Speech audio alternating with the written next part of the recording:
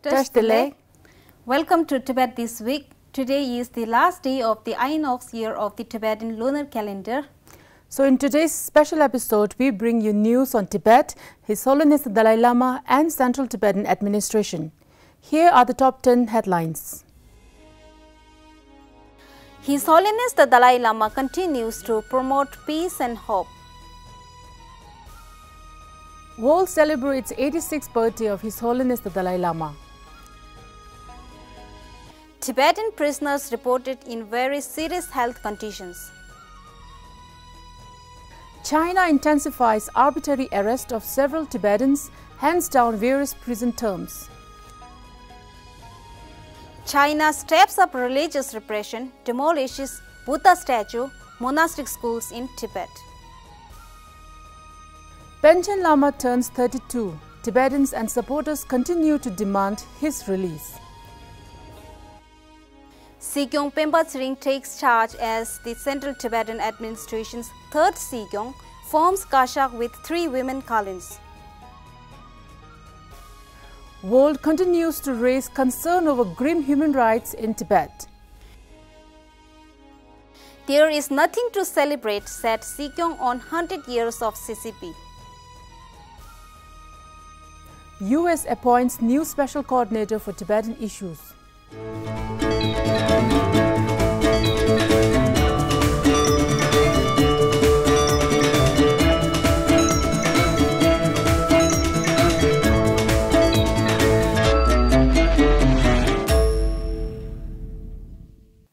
From presiding over conferences, seminars and meetings to giving teachings and sending out his condolences and congratulatory messages, His Holiness the Dalai Lama continued to remain active and engaged amidst this pandemic in promoting the message of love and compassion and offering donations to people in need.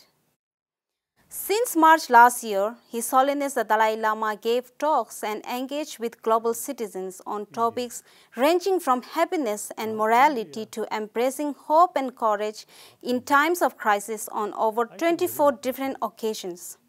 His Holiness also gave online teachings to his followers on around 18 different occasions. His Holiness offered his prayers to the victims of natural disasters by writing to the leaders of the concerned governments and offered condolences on the demise of personalities such as Archbishop Desmond Tutu, Venerable Thich Nhat Hanh, US Senator Bob Dole, and former South African President F.W. de Klerk. People around the world celebrated His Holiness the 14th Dalai Lama's 86th birthday in the month of July. On the auspicious occasion, the Central Tibetan Administration held an official ceremony with cultural performances and songs dedicated to His Holiness. Heads of the Tibetan religious traditions sent their greetings to His Holiness the Dalai Lama on the occasion. World leaders including the Indian Prime Minister Narendra Modi, US House Speaker Nancy Pelosi, US Secretary of State Antony Blinken, Taiwanese President Tsai Ing-wen, Prince Mokosido Buthelezi of South Africa, among many others, extended their birthday greetings to His Holiness. Tibetan communities and Tibet supporters from different parts of the world, including Japan, Belgium, Mongolia, France, Lithuania, Canberra, Washington, D.C., Taiwan, London, and India celebrated the day. His Holiness the Dalai Lama expressed his sincere gratitude to all those who have expressed greetings on his 86th birthday and reaffirmed his decision to live till 110 years of age. I must live long, as much as life possible. Kho Sherab Gyatso, an eminent Tibetan scholar from Ngapa in Tibet's traditional Amdo province, serving a 10-year prison sentence, is currently in serious health condition as a result from beatings and mistreatments in the Chinese police custody since his arrest in October last year. Kho Sherab has been reportedly suffering from a chronic lung disease believed to have contracted during his last imprisonment in 1998. Dorji Tashi, one of Tibet's wealthiest businessmen and a member of ruling Communist Party since 2003, who has been serving life imprisonment in Lhasa's Drabji prison, is reportedly in a serious health condition. A 30-year-old Tibetan Khangpo Riki Nyima, who has been released from a prison in Kharzi, Tibet in the month of February after serving 9 years in prison, was also reported to be in a serious health condition due to torture and beatings in prison. A Tibetan man detained in 2019 for refusing to take part in coercive political re-education campaigns in Tachin Township in Nakchu County, in the so-called Tibet Autonomous Region, passed away after being beaten in Chinese police custody. His name was Norsang, aged around 36. Due to China's high restriction on online communication, Norsang's death had remained unknown to the world outside Tibet until last year. According to the Dharamshala-based Tibetan Center for Human Rights and Democracy, Tibetan language rights advocate Tashi Wangchu, in a Weibo post on 18 January, revealed that the day before, he was summoned and interrogated for almost 3 hours at the Kekudu City Police Station in Yushu County in Tibetan province of Kham. Tashi was released on 28 January 2021 after serving 5 years in prison for his attempt to file a lawsuit against local Chinese officials for their failure to protect and promote Tibetan language and culture as guaranteed in the Chinese Constitution and Regional National Autonomy Law. Chinese authorities have sentenced a 51-year-old Tibetan nomad, Tashi Gyel, from Tibet's traditional Amdo province to 1 year in prison for allegedly sharing information related to Tibet, including His Holiness the Dalai Lama and the Central Tibetan Administration, on WeChat in 2015. Beginning from the month of April, several Tibetans in Tiru County, Nakchu, in the so-called Tibet Autonomous Region, were arrested by the Chinese authorities for contacting Tibetans in exile. Around 20 to 30 more Tibetans from Kharzi in the traditional Kham province of Tibet have been reportedly arrested for celebrating His Holiness the Dalai Lama's birthday. In July, a 45-year-old monk named Konne from Tosik Monastery in Ngapa County, northeastern Tibet, was arrested by Chinese authorities. The reason for his arrest is not known. According to a report released by Human Rights Watch, 4 Tibetan monks were given extraordinarily harsh sentences following China's crackdown on Tengo Monastery last year. Chogyal Wangpo has been sentenced to 20 years, Lobsang Jimpa for 19 years, Nupu Thuntup for 17 years, and Ngawang Yishi for 5 years. Chogyal Wangpo was accused of sending monetary relief for Tibetans living in Nepal who suffered in 2015 earthquake. A Tibetan monk, Tenzin Tarke, has reportedly disappeared after the Chinese authorities arbitrarily arrested and detained him in Sechul County, Tibet in September 2020. His physical well-being remains unknown even after more than a year of his arrest. In August, the Chinese authorities arrested 59 Tibetans, including 19 monks and 40 lay people in the Zawangpo of Kharzi Tibetan Autonomous Prefecture, Tibet, for keeping pictures of His Holiness the Dalai Lama. Following the mass arrest, the Chinese authorities in the month of October detained 121 Tibetans from the region. Chinese authorities have also denied medical care to the detained Tibetans, resulting in Tibetan woman Kelsang Doma fall into critical health condition. A Tibetan writer, Lobsang Huntup, who was arrested by the Chinese authorities 2 years ago in July 2019, continues to remain in Chinese prison without trial. Sources also reported a Tibetan man named Dongge from Nakchu, Tibet, in a near-death condition after suffering from injuries caused by prolonged torture in prison. Sources confirm the Chinese government increased religious repression in Tibet, creating a cultural revolution-like situation with the demolition of Buddha statues and monastic schools, including a 99-foot-tall Buddha statue, and removal of 45 huge prayer wheels in Kamtago, Tibet in December last year. Around a dozen of Tibetans suspected for sharing information about the demolitions were arbitrarily arrested and detained. 4 other Tibetans from the region were arrested in January after they were found in possession of pictures and videos of the demolition of a 30-foot-tall Materiya statue at Thago Monastery. One of them, Tashi Dorji, was accused of sending out information on Thago unrest. In July last year, a similar incident in Gansu province witnessed the local authorities forcefully shut down a Tibetan monastery called Karmar and remove monks and nuns, ordering them to disrobe. According to the sources, the Chinese government has also imposed a strict ban on religious activities on all Tibetan party members and cadres in Solo, Amdo region of Tibet. The ban requires all party members to refrain from engaging in religious activities at home, whereby they were forced to do away with personal religious altars and shrines. Tibetans in Ngakju faced increased surveillance of their online activities when the Ngakju Public Security Bureau established a digital surveillance unit that checks the daily phone calls and other communication, including content shared on social network sites and chat groups of the local Tibetans. On 25th April 2021, Tibetans and Tibet supporters across the world observed the 32nd birthday of Gyöngten Chögyal Nyima, the world's longest-held political prisoner. The U.S. State Department demanded that China reveal immediately the whereabouts of the Panchen Lama. It has been 26 years since he was disappeared at the age of 6.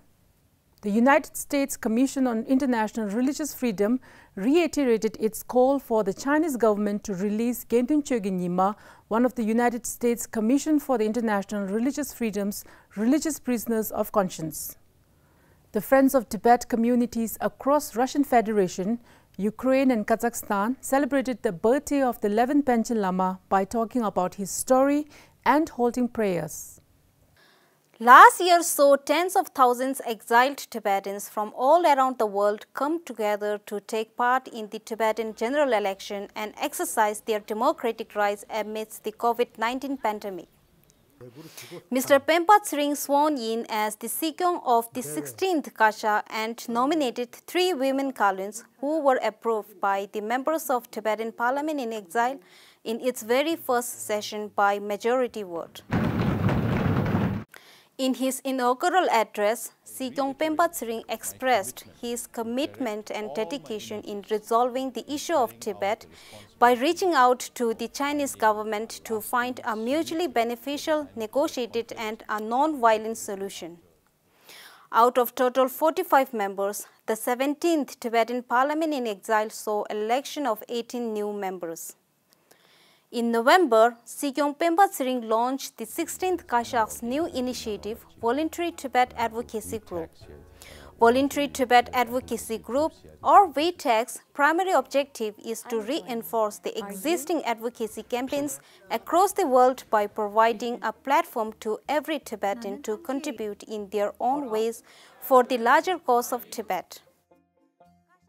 Kashag Secretariat of the Central Tibetan Administration dissolved the Task Force on Sino-Tibetan Negotiations and established Permanent Strategy Committee in its place. The Permanent Strategy Committee held its first meeting in November. Consistent with the last 60 years, this year again witnessed deteriorating human rights situation inside Tibet, leading to the country's human rights organizations and experts expressed their concern and condemned the Chinese government for its violation of the basic and fundamental rights of Tibetans, Uyghurs and others. At the 46th session of the United Nations Human Rights Council, the US, Canada and European countries raised particular concerns over arbitrary detention of human rights defenders and called for meaningful access for independent observers, including the High Commissioner. In March last year, the Tom Lantos Human Rights Commission hosted a virtual hearing titled The Global Magnitsky Human Rights Accountability Act, Taking Stock, where the co-chairs Congressman James McGovern and Chris Smith mentioned the ongoing repression in Tibet in addition to Xinjiang. During the first EU-US summit since 2014, the European Union and United States raised shared concern on China's human rights violation in Tibet. United States Commission on International Religious Freedom's 2021 annual report released in April mentioned that the Chinese government continues its pervasive control and suppression of Tibetan Buddhism even to this day. A group of UN experts have jointly questioned China about the cases of disappeared Tibetan monks Go Sherab Gyatso and Rinchen Tsultim from Ngapa in Amto, Eastern Tibet. The UN Working Group have jointly called China to provide information about the whereabouts of Go Sherab Gyatso urgently and asked legal grounds for the arrest, detention and sentencing of Rinchen Tsultim in communication transmitted to China. The European Parliament in Strasbourg expressed great concern over reports of ongoing labor programs in Tibet and called for free access to Tibetan areas for diplomats and journalists. Speaker of the United States House of Representatives, Nancy Pelosi testified at the hearing held by the Congressional Executive Commission on China on Beijing Winter Olympics. In June, the Czech Senate passed a resolution calling on the government to boycott the Winter Olympics 2022 on grounds of egregious human rights violation by China against Tibetans, Uyghurs and others. Members of Parliament in the UK House of Commons approved a parliamentary motion calling for a diplomatic boycott of the Olympics. Countries such as the US and Canada declared a diplomatic boycott along with India, Australia, Lithuania, Kosovo, Belgium, Denmark and Estonia. The Japan Parliament passed a resolution expressing grave concern for human and religious rights violation in Tibet and other occupied regions and condemned China for its actions. As China celebrated the 100th founding anniversary of Communist Party of China last year, Sikyong Penpa Tsering said that there is nothing to celebrate in the situation where the leaders fail to look after the welfare of the people whom they rule. The Chinese government's act of controlling Tibetans and disrespecting their rights and freedom has once again been witnessed in a video that surfaced on social media last year. A video taken by a Tibetan in the capital city of Tibet, Lhasa, shows the deeply hurt sentiments of the Tibetans under Chinese rule.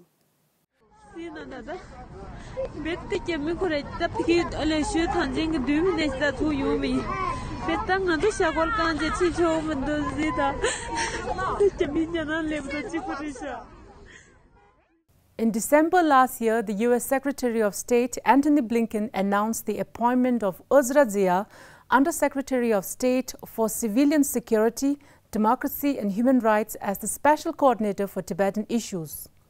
In his congratulatory letter, His Holiness expressed the hope that the Under-Secretary Zia will be able to contribute significantly toward improving the situation of the Tibetan people. Sikyong Penpa Tsering and Speaker of the Tibetan Parliament in Exile, Khenpo Sonam Tempel, in their congratulatory letters to Under-Secretary Zia, said they are looking forward to working with the Special Coordinator in bringing a tangible solution to the Sino-Tibetan conflict. The All-Party Inter-Parliamentary Forum for Tibet was successfully revived after a steadfast lobbying of the Tibetan parliamentary delegation at the end of last year. Those were the top 10 news of the Tibetan Inox year. Tibettv wishes all its viewers celebrating Tibetan Losar a very happy and prosperous year ahead. Thank you.